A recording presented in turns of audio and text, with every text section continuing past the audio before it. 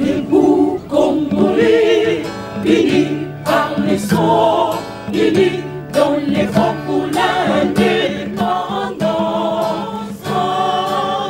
Unis au son, Zizopinda, Daimana, Shindo Twendele, Nagila, Tokotongambo, Kakole, Kakito, Kikabu, Congo, Yapakulu, Congo, Oiti, Congo, Yaluzolo, Congo, Betoke, Fulu, Sange, Betoke, Tombolange, Jaji, Kumaja, Kashiri, Nondo, Wakujikajiji, Wakushira, Milanga, Yetu, Chendelele. Mbote Anisokoma Nangadef, Jambo, Moyoenu, Binonyoso, les habitués du magazine Haut-Parleur, tous les Sengokoyeba qui bossent belé, les bossent post téléviseur Nabino, Boza Kolandabiso partout. Une très grande émission. Vous nous suivez depuis les États-Unis, depuis la Côte d'Ivoire, depuis le Bénin, depuis le Cameroun, depuis ici à Kinshasa, Lubumbashi, au Bas-Congo, pourquoi pas, qui sont au Grand Équateur. Nous vous saluons et nous vous disons encore bonne continuité ici quand vous suivez nos programmes sur PES TV. Haut-Parleur qui commence.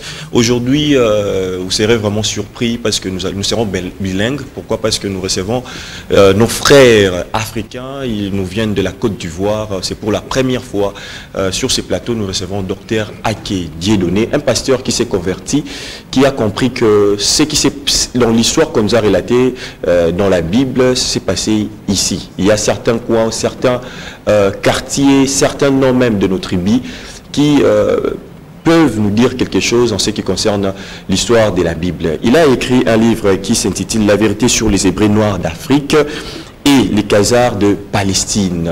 Ça va faire les débats de cette émission. Docteur Aké Dieudonné, bonjour. Bonjour. Monsieur Boukendi, je suis très heureux de vous avoir, ou du moins d'être en face de vous, vraiment. Et en face de ce grand peuple de la RDC que j'aime bien, parce que ça fait mon 9e voyage ici dans ce pays. Vraiment. J'aime bien beaucoup le Congo. Voilà, vous êtes là sur notre plateau, je voulais dire, et c'est vraiment un plaisir, surtout qu'il y a beaucoup de téléspectateurs aussi au niveau de la Côte d'Ivoire qui nous suivent. À tout moment qu'on voit leur message, vraiment, ça nous flirte vraiment le cœur. Alors aujourd'hui, nous allons parler beaucoup plus en ce qui concerne votre livre, La vérité sur les Hébreux noirs d'Afrique, les Khazars de Palestine. Pourquoi, d'abord, on va commencer, vous étiez pasteur. Pourquoi vous avez renoncé à ces métiers? Je n'ai pas renoncé au pastorat, je reste toujours pasteur, seulement que je me suis rendu compte que ce qui est écrit dans la Bible n'est pas ce que forcément les églises et les pasteurs pratiquent.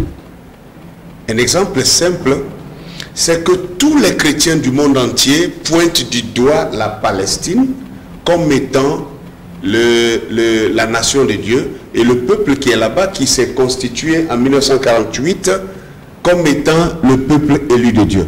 Et même moi, quand je lis la Bible maintenant avec les yeux décolonisés, je me rends compte que ce n'est pas le cas, parce qu'il est écrit par exemple dans Apocalypse chapitre 2, le verset 9, que c'est Dieu qui parlait à son peuple, c'est-à-dire le peuple élu qu'on appelle Israël, ou les Hébreux, ou encore entre guillemets Juifs. Il disait: je connais ta tribulation et ta pauvreté, bien que tu sois riche, et la calomnie de la part de ceux qui se disent juifs et qui ne le sont pas, mais qui sont une synagogue de Satan. Alors cette écriture devrait nous interpeller, que Dieu est en train de nous avertir qu'il y a un peuple qui allait se substituer au véritable peuple de Dieu, c'est-à-dire qui allait faire une usurpation, qui allait usurper l'identité du vrai peuple de Dieu. Encore dans Apocalypse chapitre 3, le verset 9 encore, là-bas il dit maintenant: je te donne de ceux de la tribu, de ceux de la synagogue de Satan, qui se disent juifs, mais qui ne le sont pas, mais qui sont une synagogue de Satan et qui mentent. Je les ferai venir se prosterner à tes pieds et connaître que je t'ai aimé. Alors, d'abord, il faut commencer à réfléchir maintenant. Quand il dit: je connais ta tribulation et ta pauvreté, bien que tu sois riche. Quel est ce peuple sur la terre des hommes qui est immensement riche, mais que tout le monde entier s'accorde pour dire qu'ils sont les plus pauvres dans le monde entier. Mais l'histoire se répète toujours. Peut-être ça s'est fait dans le passé. Il y avait aussi un autre peuple qui manquait de quoi manger, bien qu'il avait sa richesse. Bon. L'histoire ne se répète pas selon vous? Non. Si nous allons plus loin et que nous touchons par exemple Deutéronome chapitre 28, du verset 15 au verset 68, c'est ce qui a été le texte de base de ma conférence ici à Kinshasa depuis le vendredi, le samedi passé. Et là-bas, la Bible montre un peu que toi, Israël, qui es mon peuple, je t'ai donné mes lois, je t'ai donné mes ordonnances. Si tu les pratiques, tu seras à la tête et jamais à la queue. Et tu seras béni à ton départ, tu seras béni à ton arrivée.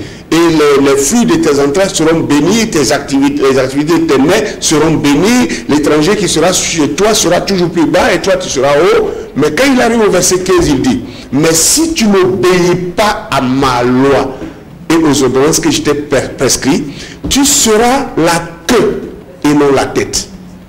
Tu seras vaincu à ton départ, vaincu à ton arrivée. Et l'étranger qui sera chez toi sera toujours plus haut et toi tu seras toujours plus bas. Et l'étranger te prêtera et toi tu ne lui prêteras pas. Et je mettrai des chaînes à ton cou et tu iras en esclavage. Et tu enfanteras des fils et des filles, ils ne seront pas à toi car ils seront amenés en captivité. Toutes ces paroles, il y en a beaucoup. Toutes ces paroles-là, quand on les lit, ça reflète ce que nous vivons en Afrique. On est conscient. Moi, je pose une seule question. Ceux qui regardent en Palestine, ce peuple-là en Palestine, pour dire que c'est eux qui sont le peuple de Dieu, moi, je veux qu'on me montre un seul Khazar, un seul Sepharas, un seul Ashkenaz, qui n'a jamais été enchaîné et amené en captivité. Ça, c'est l'esclavage. Or, la traite négrière qui a vécu, c'est le peuple noir, le peuple bantou. C'est ça qui convient aux écrits de la Bible ici. Et d'ailleurs, ces juifs, ceux qu'on appelle faussement juifs en Israël aujourd'hui, c'est eux qui étaient les détenteurs des grands bateaux négriers. Je suis désolé. Et c'est eux qui ont orchestré l'apartheid en Afrique du Sud. Alors qu'est-ce qu'on peut dire aujourd'hui des acteurs ou bien des protagonistes de ces mouvements, par exemple le christianisme, par exemple ici chez nous, nous avons le mouvement de l'église des réveils. Dans le passé aussi, vous avez été invité plusieurs fois même ici à Kinshasa, dans 2 églises. Alors, qu'est-ce que vous pouvez dire aujourd'hui? Parce qu'au début, vous avez dit que vous lisez la Bible avec des yeux décolonisés. Alors, qu'est-ce qu'on peut dire? Que les pasteurs, ceux qui sont des protagonistes même de ces mouvements, sont des colonisés. Ah oui, mais ça, il n'y a pas 2 mots pour qualifier ça. Ça, c'est la pérennisation du colonialisme, c'est fait par la religion. Ils sont des complices, on peut dire. C'est ce que moi je peux appeler ça le complice. Des complices, pourquoi? Parce que déjà, ce que je venais de dire tout à l'heure, ça montre que le peuple élu, s'il a existé, il est noir. Mais d'où vient que le noir lui-même, quand on lui dit c'est toi qui es le peuple élu de Dieu, il dit non, ce n'est pas moi. Non, je ne suis pas d'accord avec ça. Et c'est bon, tout le monde veut aller en Israël, hein? Écoutez, et c'est ce que font même les églises. J'ai dit quelque chose le vendredi et j'ai dit que je suis prêt à rencontrer quiconque voudrait démentir ça, mais qu'il vienne avec la même Bible pour me démentir ça. Parce que moi j'ai des textes dans la Bible qui montrent que le territoire que Dieu avait donné à Abraham par exemple, Dieu a démontré les limites de ce territoire-là. Il a dit de quel point à quel point ça allait partir. Les limites là, ça a été décrit dans la Bible. Et quand on regarde ce territoire, ça n'a rien à voir avec ce petit triangle de 22 000 km qui est là. Est-ce que vous pouvez vous rendre compte qu'un pays est un royaume dans lequel il y a 1 300 000 soldats? Parce que la Bible dit que Israël à l'époque avait 1 300 000 soldats, c'est-à-dire 500 000 soldats dans le royaume de Juda et 800 000 soldats dans le royaume de Samarie. Et quand vous mettez les deux, ça fait 1 300 000 soldats. Sur la terre des hommes actuellement, la seule nation qui possède 1 300 000 soldats, c'est bien la Chine. Et vous connaissez la population? Mais la population de la Chine, ça fait 1 milliard 600 000. Je pense qu'ils sont parmi le peuple le plus peuplé. Non, ils ne font pas partie, ils sont les plus peuplés. Oui. Après eux, c'est les Indiens, qui sont 1 milliard 400 000. Mais eux, ils sont 1 milliard 600 000. Bon, et ça veut dire, et puis en plus, d'autres textes bibliques nous disent que le temple que Salomon avait construit, que ce temple-là, il y avait 400 000 portiers. Vous pouvez vous imaginer un temple qui possède 400 000, non, 4 000 portiers. 4 000 portiers et 3 000 chantres. Ça, c'est sans compter les fidèles qui viennent prier. Hein? Est-ce pas une fiction, là? Non, non. Non, non. Moi, je ne veux pas... Je vous ai déjà dit, je ne fais pas de jugement sur ça. Je parle sur la base de ce qui est écrit seulement. Si c'est écrit comme ça, si ça existait vraiment, ça veut dire que ce temple-là devait être un temple d'une proportion aussi gigantesque. Et ça, on ne trouve pas des ruines d'un tel temple en Israël actuel. Ça, je défie quiconque de venir. Tout le monde est parti en Israël pour voir. On n'a pas trouvé des fondements d'un temple d'une telle ampleur. Là où on a trouvé plutôt des temples qui pouvaient atteindre cette proportion, c'est en Afrique ici, et particulièrement en Haute-Égypte. Vous comprenez un peu quelque chose?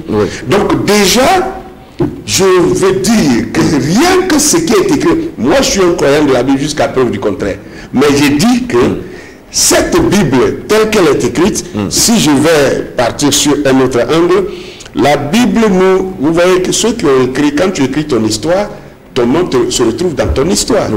Et le nom de tes villages, les villages de ton pays se retrouvent dans ton histoire.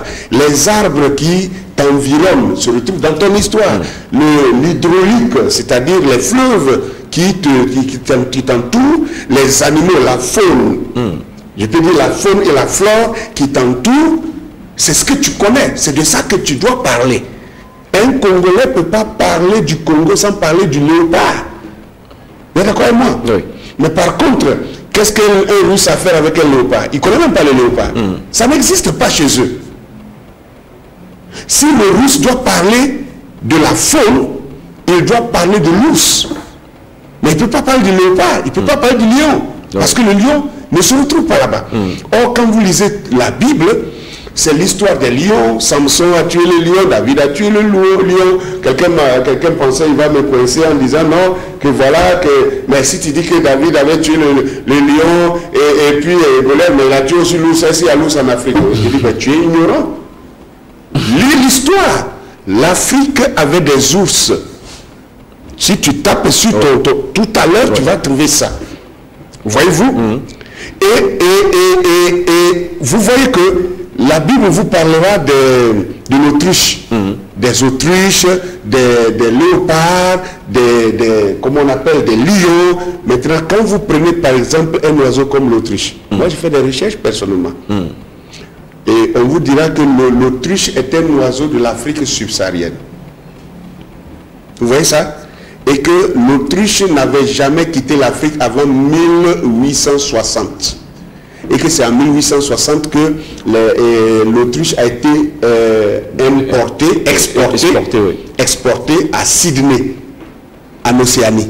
Et c'est de là-bas que c'est parti aux États-Unis, partout on peut trouver l'autruche, partout maintenant. Ça veut dire qu'originalement, l'autruche est un oiseau d'Afrique. Or, la Bible, ça veut dire que les écrivains de la Bible à leur époque vivaient au milieu des autruches. Mais est-ce que vous savez que, bon, même d'habitude, j'ai aussi beaucoup de pasteurs ici, il y a une question qui, souvent, qui intrigue même les esprits, c'est de savoir même, si nous pouvons croire dans ces livres-là, qui est d'abord l'auteur? Qui est d'abord l'auteur de la Bible? Parce que vous avez mené aussi beaucoup de recherches. Est-ce que vous avez y à trouver aussi qui est l'auteur d'abord de ces livres? C'est comme si on me demandait qui est l'auteur du livre des morts en Égypte. Et d'abord, je vais corriger ça pour dire que le livre des morts ne s'appelle pas le livre des morts.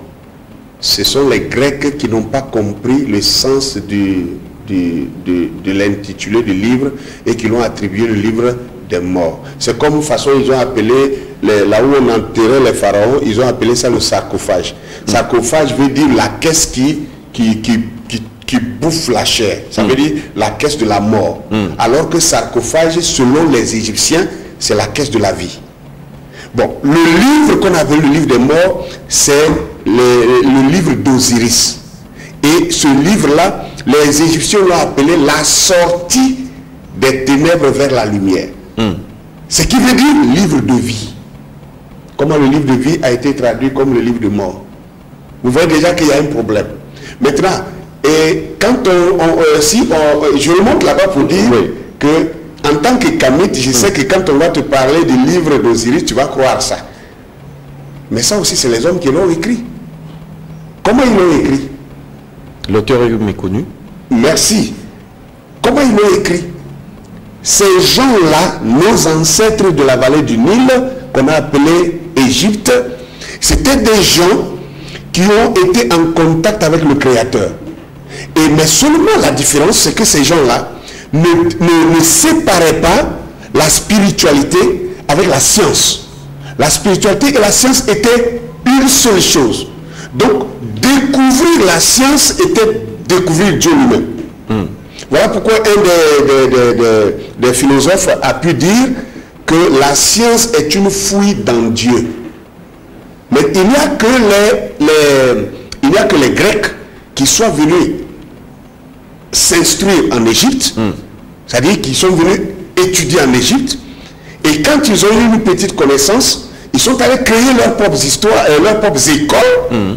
Et dans leurs propres écoles, ils ont séparé la spiritualité d'avec la science, ce qui a donné la naissance à la philosophie. Du coup, l'humanité a commencé à chuter à partir de là. Alors, je reviens à votre question, c'est qui a écrit la Bible?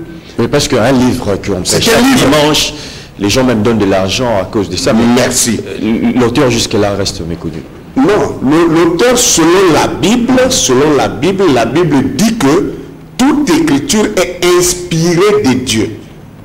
Inspirée de Dieu. Utile pour enseigner, pour convaincre, pour corriger, et afin que l'homme de Dieu soit parfait dans ses actions. Donc, inspiré ne veut pas dire écrit. Déjà, c'est le français. Inspiré ne veut pas dire écrit. Selon la Bible, la Bible est écrite par les prophètes. C'est-à-dire les prophètes, c'était des personnes, selon la Bible, je dis bien selon la Bible, nous sommes toujours dans le selon la Bible, oui. Selon la Bible, les prophètes sont des humains comme vous et moi, qui avaient la capacité d'entrer en connexion spirituelle avec le Créateur et qui lui leur inspirait sa parole et eux ils prononçaient cette parole sans même être forcément capables de les écrire, et un autre homme à côté d'eux qu'on appelait le scribe entendait les paroles de ce prophète et les écrivait. Donc si je peux dire que qui est l'auteur de la Bible, ce n'est pas un seul auteur, il y a eu beaucoup de prophètes inspirés qui ont reçu par inspiration la parole divine. Je dis toujours, nous parlons selon la Bible. On peut juste bel et bien savoir, c'est lui qui l'a rassemblé. Qui peut nous dire que c'est moi qui a rassemblé tout ça? Le rassemblement des livres pour en faire la Bible, nous savons que ça c'est parti de l'Église catholique romaine. Personne ne peut dire le contraire de ça. Les pasteurs disent que le Saint-Esprit, non, c'est la foi. Le Saint-Esprit agit toujours par des gens, non? Ces personnes-là, vous voulez connaître ces individus-là, parce que mais moi, parlant comme ça d'IP, parce que quand on se base de la foi, c'est compliqué. Vous venez de dire que connaître la science, c'est même sonder Dieu. Oui, c'est sonder Dieu. Aujourd'hui, l'Afrique veut la science plutôt que du raconteur, que de la foi. Non, mais moi, je veux dire aux Africains que vous ne pouvez pas, parce qu'en même temps que nous vous envions les Occidentaux, on veut suivre leur science pour nous développer. On oublie que dans cette science, ils sont arrivés à la folie pour amener l'animal à coucher avec l'homme, pour amener l'homme à coucher avec l'homme, pour amener la femme à coucher avec la femme. Et ça, c'est l'évolution de leur science qui les a amenés à ça. Et moi, je suis pour ceux qui croient au réveil de l'Afrique en ramenant la science et Dieu ensemble. On ne peut pas suivre la science sans Dieu. Celui qui croit ça, là aussi c'est de la vanité. Ça ne marchera pas. Croyez seulement. Comment? Croyez sans comprendre, croyez seulement. Non, moi je ne suis pas d'accord avec ça. Parce que je définis la foi comme la compréhension. C'est-à-dire croire veut dire comprendre. Alors que dans les églises, on vous dit non, tu n'as pas besoin de comprendre, il faut croire seulement. C'est le contraire. La foi, quand on dit de croire, ça veut dire que tu as compris. Pendant que nous parlons, je dis, mon cher Boutombo, tu vois de quoi je parle? Oui, tu vois? Oui. Vous voyez de quoi je parle? Oui. Mais quand je dis vous voyez, est-ce que vous voyez ma parole? Je suis en train de vous interroger, est-ce que vous comprenez ce que je dis? Voilà. Donc croire veut dire comprendre. Et or les églises vous disent accepter sans comprendre. Non, mais voilà pourquoi, quand vous avez dit qu'ils sont complices de la colonisation, j'ai dit oui, parce que c'est de l'aliénation.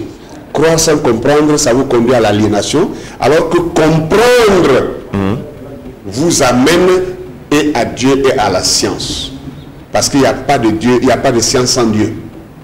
Une science sans Dieu est une fausse science. Ça vous conduit à la destruction. C'est cette science sans Dieu qui amène les Occidentaux. C'est vrai, ils ont construit des buildings, ils ont construit des avions et des hélicos, des portables pour nous. Mais c'est cette même science sans Dieu qui les amène maintenant à la chiennerie.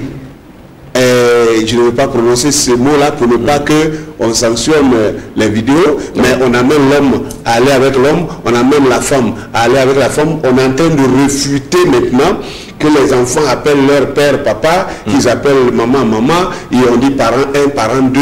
Et ça, c'est cette science sans Dieu qui a amené les gens à ce point-là. Moi, je ne suis pas d'accord avec ça. Voilà, là, on développait un peu ce qui signifie pour vous la vérité sur les Hébreux noirs d'Afrique.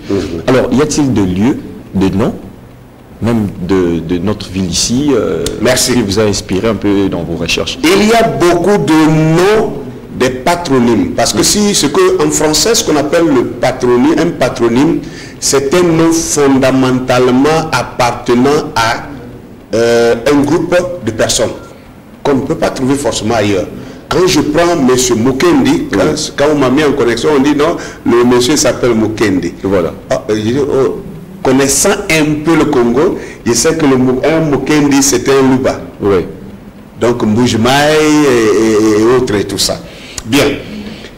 Quand je prends Mukendi, M. Mukendi, vous ne trouverez pas de Mukendi en France, qui soit français.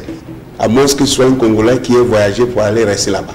Vous ne trouverez pas de Mukendi en Suisse, ni en Belgique, ni en Allemagne, ni en Russie, ni aux États-Unis. Les Mukendi ne sont seulement qu'en Afrique et particulièrement au Congo. Les Chidumba, les Batola, les Tiba, les Kabongo, et tout ce qu'on peut, et toutes ces panoplies-là, ce sont des noms typiquement africains. Et sur cette base-là, je vais rentrer dans la Bible.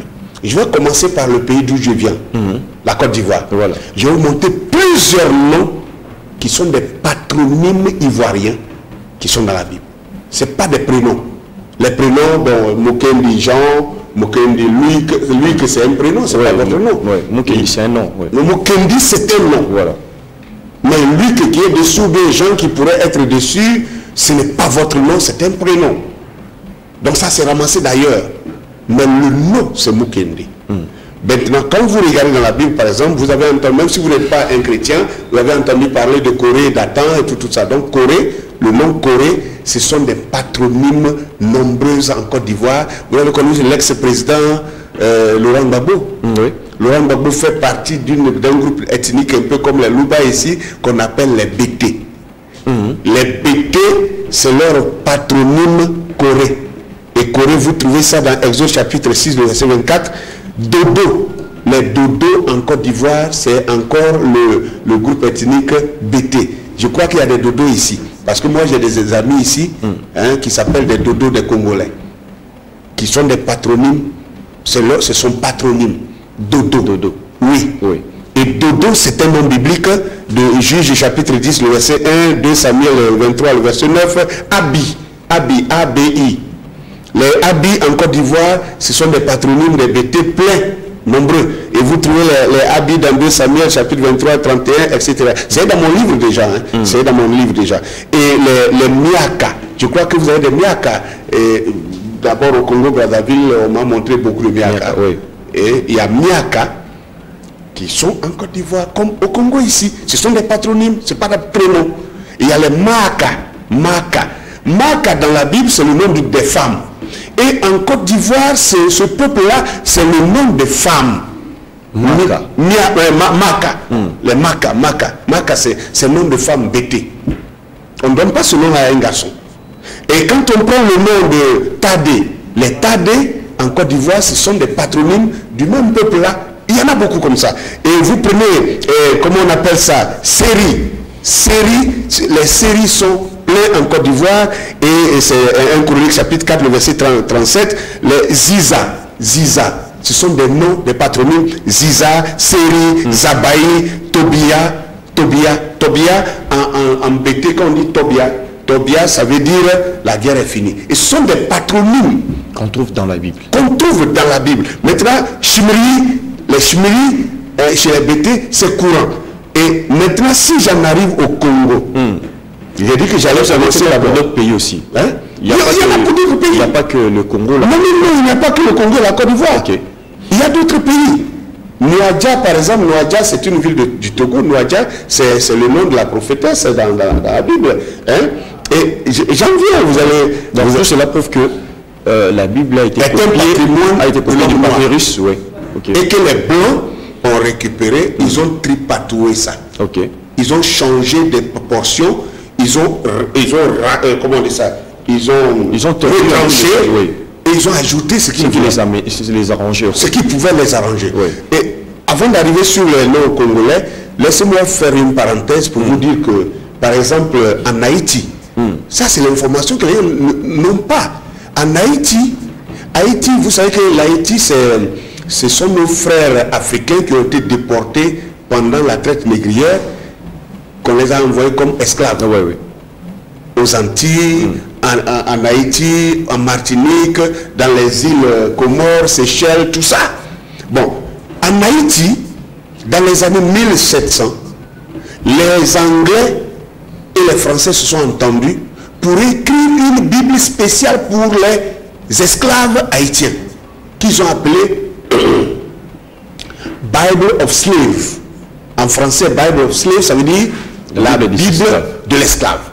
Si vous tapez, ceux qui m'écoutent actuellement, tapez Bible of Slave, vous allez voir cette Bible-là. Et dans cette Bible, ils ont enlevé 50% des textes de la Bible que nous avons aujourd'hui, de l'Ancien Testament. Et ils ont enlevé 30% des textes du Nouveau Testament. Donc le livre de Exode n'était pas dedans, parce que dans le livre d'Exode, on montre comment Moïse s'est battu pour délivrer ses frères qui étaient esclaves. Donc si les esclaves lisent ça, ils pourraient s'inspirer de ça pour chercher à se libérer de leur maître. Donc ils ont enlevé si le blanc est capable de faire ça, vous pensez que c'est tripatouiller toute la Bible qui a un problème pour lui? Alors bon, maintenant j'arrive sur le Congo. Oui. J'arrive sur le Congo.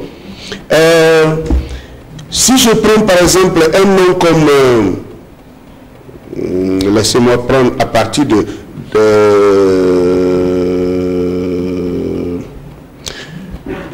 Bashi. Bashi, ça vous dit quelque chose? Mouchi. Oui. Mouchi, ça vous dit quelque chose? Oui. Bashi et Mouchi, c'est pluriel et singulier. Oui. N'est-ce pas? Oui.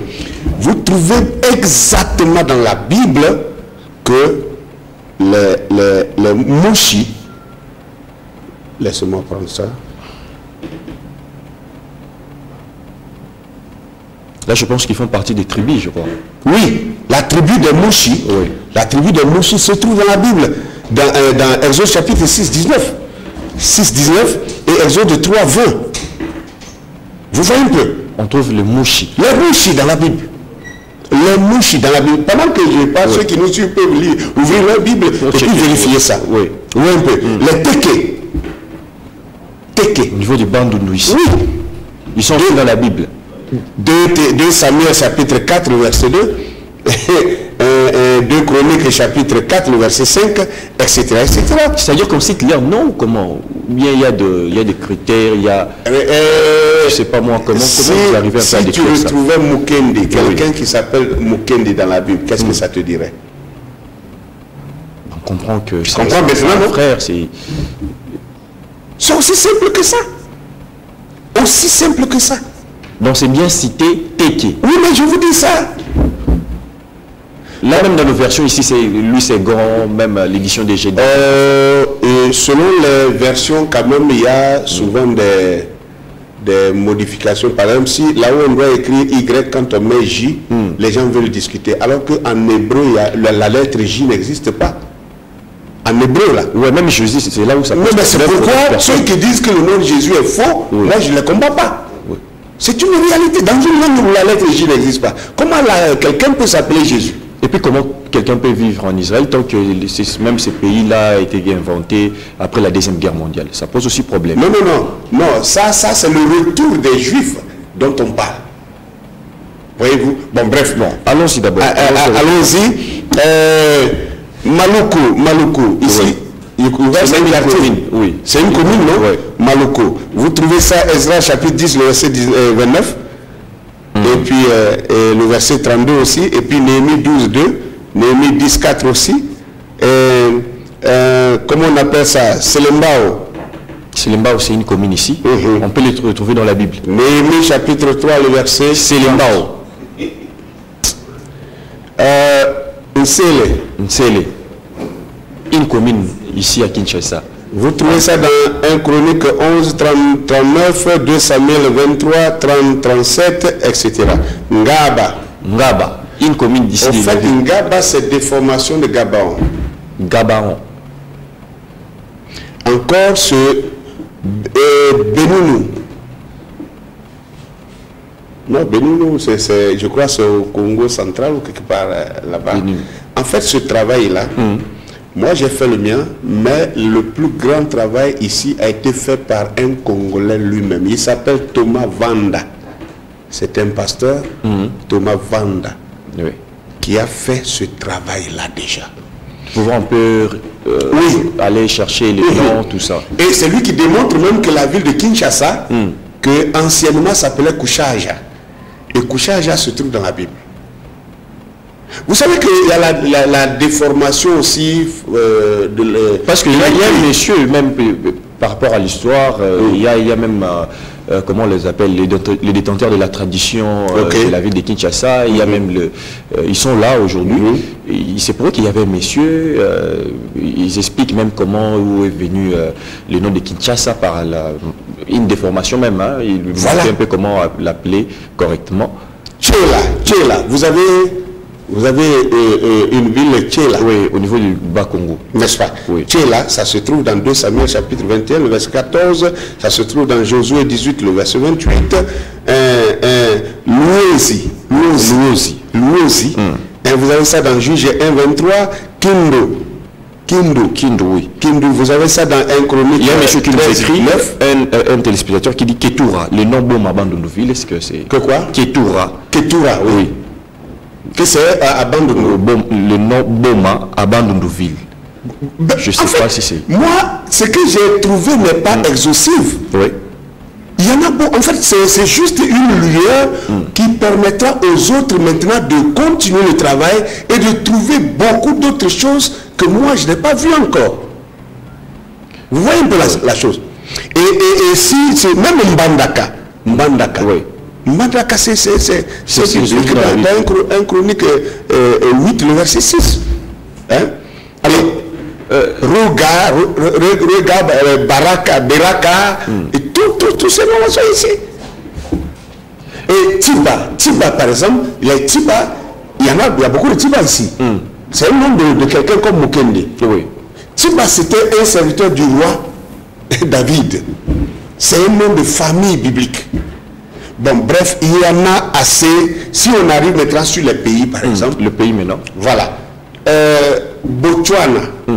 Botswana, c'est comme vous dites les Bashi, je sais pas quoi, les Baluba. Voilà. Oui. Quand on dit un Luba, mais beaucoup on dit Baluba. C'est ça, non? Oui. Maintenant, merci. Tswana, c'est le nom de famille de quelqu'un dans la Bible. Maintenant, Botswana, ça veut dire les enfants, les fils de Tswana. Ok. Vous comprenez ça? Ok. Et c'est eux qui créent leur... C'est comme Israël, c'est le nom de quelqu'un selon la Bible, c'était le nom de Jacob. Jacob, on l'a nommé Israël. Mais les kémites disent que c'est l'assemblage des Isis, Ra, tout ça. Non, moi je ne suis pas encore sur ce côté-là. J'ai pas de problème avec ça. Parce que Israël, ça veut dire Isis, Ra, El. Voilà. Je connais ça. Oui. Je ne vais pas rentrer dans ce... Je dis d'abord, je pars sur la base de ce qui est écrit dans la Bible. Voilà. Alors, on est déjà... on attend déjà, on touche dans notre fin, pour gagner les temps. Qu'est-ce que vous pouvez nous dire? Comment vous voyez un peu l'avenir de l'Afrique? Même l'avenir du christianisme ou bien d'autres religions importées en Afrique? Non, même me dire importer déjà c'est un problème parce qu'il y a des religions importées, je suis d'accord. Mais dès lors que je dis que la Bible est un patrimoine de l'homme noir, ça voudrait dire que la Bible n'est pas importée. Que plutôt, c'est notre histoire que les Blancs avaient volé. Ils ont tripatoué ça. Je l'ai dit, je vais le répéter. Nous avons un document falsifié. Comment oui, falsifié. Alors comment on peut toujours se contenter à en avoir? Non, mais quand on dit un document est falsifié, ça veut dire, vous-même vous avez déjà dit ça. Oui. Déjà, même si vous avez un document qui a été écrit à 100% vrai. Un usage de faux. Non, à 100% vrai, si on enlève 10%, qu'on le remplace par du faux, déjà c'est falsifié. Effectivement. Mais ça me... Et les 90%. Vous allez rejeter ça. Parce que 10% ont été mélangés dedans. Mais c'est là aussi que se trouve le problème. C'est pourquoi il disait tout à l'heure que ceux qui disent que l'Afrique doit se développer sans la spiritualité ou sans Dieu, que c'est seulement la science, je dis c'est un faux chemin. C'est un faux chemin parce que si on prend la science sans Dieu, on va aboutir à ce que les blancs soient... Et ils veulent la spiritualité africaine, c'est-à-dire que nos traditions, nos coutumes... Non, mais c'est quoi nos traditions d'abord? Ça aussi c'est un problème. Oui. Parce qu'on voit aussi dans les traditions des gens qui égorgent les gens. Hein, ils font le sacrifice humain. C'est ça qu'on doit pratiquer aussi. On peut enlever. Hein. Ah, il y a d'autres qui prônent même qu'on puisse enlever. Par exemple, chez nous ici, il y a eu des gens qui ont combattu, comme on a Kimbangu, on a Ilembo Pierre. Moi, ces gens-là qui ont combattu. Là, je crois que Kimbangu est un véritable prophète de Dieu. Mais vous n'allez pas ignorer que Kimbangu n'était pas traditionnaliste. Kimbangu a dit: continuez de lire la Bible, car en la lisant, vous finirez par attraper le voleur avec l'objet qu'il a volé. C'est ce que j'ai dit. Je viens de mener même une investigation à l'intérieur du pays. Oui. Et j'étais allé même rencontrer certains de ses amis. Oui. Et pourquoi même ils disaient ça? On a compris même la quintessence même de cette phrase-là. Continuez à lire la Bible, vous allez attraper le voleur avec l'objet qu'il a volé. Bien sûr. Donc pour eux, c'était pour qu'on puisse enlever les mauvaises pratiques dans nos traditions. Mais est-ce que pour enlever les mauvaises pratiques dans nos traditions, on a besoin de lire la Bible? C'est pour ça qu'il faudrait qu'on soit... Moi, je dis une chose, hein, je ne peux pas combattre le faux avec le faux. C'est ça ma position. Je refuse de combattre le faux avec le faux. Regardez bien, Simon Kimbangu a fait des miracles au nom de Jésus, oui ou non? Vous savez ça, non? Est-ce que vous savez qu'avant de venir ici, je viens de me lever dans une conversation de 2-3 heures de temps avec l'un des 2 derniers témoins de Kimbangu qui restent dans votre pays ici. Ils sont 2. Et l'un d'entre eux là, je viens de parler avec lui tout à l'heure. Il t'a dit quoi? Et lui il dit, ah oui, il dit que le kimbanguisme est parti dans le décor à cause du fait qu'ils n'ont pas suivi les prescriptions du prophète Simon Kimbangu, qui lui appelait Dieu son père, il appelait le Christ son frère, et il disait que lui n'est qu'un envoyé. Mais qu'est-ce que les kimbanguistes font aujourd'hui? Ils adorent Kimbangu comme Dieu. Lui il dit que Kimbangu n'a jamais dit ça. Kimbangu a toujours dit: lisez la Bible et vous allez finir par... C'est pour dire que si vous lisez la Bible, moi aussi je peux expliquer ce que je comprends de ça. Je comprends qu'en lisant la Bible, vous finirez par comprendre que la Bible que vous pensez, c'est blanc qui vous a amené là, c'est votre propre tradition. Ils ont volé, ils ont tripatoué pour venir vous dominer avec ça parce qu'ils savaient que ce document était un pouvoir pour vous. Croyez-vous qu'il y a un lieu ici au Congo où est passé Jésus-Christ, il a été crucifié? Quand tu n'as pas, par exemple, la Mbatakoulousou, est-ce que vous avez déjà entendu ça? Non, quand tu n'as pas d'informations sur quelque chose, il ne faut pas te rallier à quelque chose parce que ça semble bien.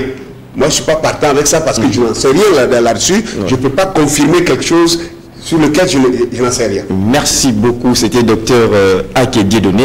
Pour le contact, c'est plus 226, si vous voulez contacter le pasteur plus 225, plus 225, pardon, 05 48 12 72. Plus 225 05 48 12 72 pour nous les Congolais et puis 72 pour ceux qui sont de l'autre côté. Alors voilà, on a le livre en question, pardon, La vérité sur les Hébreux noirs d'Afrique et les Khazars de Palestine. Voilà, le livre est bel et bien là. Donc, le livre même est ici à Kinshasa. Ok, on peut le trouver où? Avec juste en contactant l'artiste Enoch Ebadou. Et Ebadou, il est au... Enoch Ebadou, il est au 812 02, pardon, 812, c'est ça? Donc c'est 081. Voilà, 081, oui. 20, 32, oui. 39, oui. 9. Voilà. Alors, ok, d'accord. On va prendre un premier intervenant pour déjà chiter. Allô, bonjour. Bonjour, monsieur. Oui, papa, vous nous appelez depuis? Je suis dans la commune de Polo de Maïndombe. Oui, depuis Maïndombe. Votre participation? Je suis dans votre émission, je réponds à Medibadi Bassaï. Vous dites? Je réponds à Medibadi Bassaï. Ah oui, enchanté, monsieur. Allez-y, votre participation. À propos de ce que vous venez de dire ici, on n'a jamais fait le miracle au nom de Jésus. Donc, Kimba, on n'a jamais fait les miracles au nom de Jésus. Il faut appeler les gens qui connaissent votre histoire de Kimbangu. Et non d'appeler les gens comme je vois ici au plateau. D'accord. Merci. Et après, on ne peut pas prendre sur les gens défendre. Ce sont les gens qui ont envie de vous respirer d'abord. Qui ont dit que vous poussez être longtemps pour vous. Vous pas du tout normal. Vous ne connaissez pas l'histoire. Il faut passer dans le plateau pour commencer à dire le de quoi qu'on voit. Pour voir les Kimbangu, papa. Avec l'âge que vous êtes, il faut que vous respectez. Voilà, mais en fait, bon, voilà, on va gagner un peu le temps pour l'intervenant. Lui, il dit que Papa Kimbangu n'a pas bon. Ce n'est pas le docteur Ake. Vous voyez, il venait bien de lui dire que il a rencontré l'un de deux témoins de Papa Kimbangu. Ce sont eux qui l'ont relaté un peu. Papa Massanga. Il s'appelle Papa Massanga Kanda. Voilà. Vous le trouvez, vous le connaissez. Vous, si vous êtes Kimbangis, vous connaissez ce monsieur. Non, moi, je ne suis pas Kimbangis. Non, je parle à celui qui a appelé. Oui. Je parle de celui qui a appelé. Le truc, c'est qu'il y a une investigation que je venais de mener là. Je pense qu'on va faire aussi des conférences, de presse. Peut-être on va passer partout aussi en Afrique pour un peu la promulgation de cette histoire. Kimbangu a été baptisé ou non? Bon, là, je ne sais pas. Là, je ne sais pas les dire. Enfin, je n'ai pas besoin de venir de loin pour connaître quelque chose si je veux le savoir. Oui. Il y a des choses que les gens veulent tordre pour dire ceci ou cela. L'histoire est têtue. Voilà pourquoi les Blancs, ils ont menti pendant 2000 ans. Aujourd'hui, leur mensonge est en train de les rattraper. Nous ne devons pas faire la même chose. On ne doit pas prendre le mensonge pour combattre le mensonge. Et l'histoire de Kimbangu a été relatée à 80% par les Blancs. Il faut aussi les savoir. C'est là où ça pose problème. Merci. Moi, je viens de parler d'un témoin qui a vécu avec lui, qui fait partie des 12 enfants sur lesquels Kimbangu a posé sa main, prié en 1951 à sa mort. Donc, à vous de le rencontrer, et puis je vous donne son contact. Vous pouvez l'inviter ici pour qu'il vienne. Maintenant, les Kimbangis eux-mêmes, ils vont se parler entre eux. Ce serait plus intéressant. Vraiment, ce serait plus intéressant. Et puis, c'est qu'aujourd'hui, nous voulons savoir la vérité, la vraie histoire de Kimbangu. Ça pose problème. Donc, quand déjà ça brille à la maison, vous voyez, même les étrangers, quand ils viennent, ils ont du mal à comprendre notre histoire. Ça pose problème. Ça pose problème. On doit dire la vérité. Merci beaucoup, docteur Ake. C'était vraiment un plaisir de vous recevoir aujourd'hui. Je ne sais pas, votre dernier discours pour pouvoir un peu se séparer avec vous. Mon dernier mot, je voudrais saluer tous nos auditeurs de Haut-Parleur, c'est ça? Oui, c'est ça. De Haut-Parleur, émission, et je voudrais remercier mon frère Mukendi ici, que j'aime bien pour dire que selon mes investigations bibliquement parlant, un véritable Louba est un véritable Israélite, c'est un Hébreu de la Bible, c'est ce que je sais et selon les coutumes que j'ai recueillies au milieu des Louba là-bas et toute la petite histoire que je sais d'eux et les choses que j'ai vues, les pratiques que j'ai vues d'eux par rapport aux pratiques bibliques, ils font encore les mêmes choses. Donc ce qu'ils font les Juifs, ce qui est relaté dans la Bible, oui, c'est ce qu'ils font les Louba aujourd'hui. Oui. Même là, bon, je n'ai pas envie de dire. Donc je voudrais dire que la Bible, pour moi, j'ai déjà dit ça, que je ne suis pas sur le point la Bible est vraie ou c'est pas vrai. Non, je dis selon ce qui est écrit dans cette Bible, qu'elle soit vraie ou qu'elle soit fausse, selon qui que ce soit, mais ce qui est écrit dedans là, c'est notre histoire. Maintenant, si cette histoire-là, elle est vraie, c'est pour nous. Si cette histoire-là, elle est fausse, c'est qu'elle a été prise de nous et faussée. Nous devons chercher la vérité. Merci. Merci beaucoup. Merci. Les appels tombent de partout. Rejoignez-nous, écrivez Haut-Parleur TV sur YouTube. Vous pouvez nous regarder déjà et puis abonnez-vous massivement. On va continuer pour la suite. Pour ceux qui déjà dérangent ou bien demandent le numéro du docteur Akédié Donné, c'est plus 225 05 05 48 12 72 ou bien 72 pour ceux qui se retrouvent en Afrique de l'Ouest. Quant à moi, je vous dis bye bye et on se retrouve demain à la même heure. Bonne continuité de votre programme. Merci, bye bye.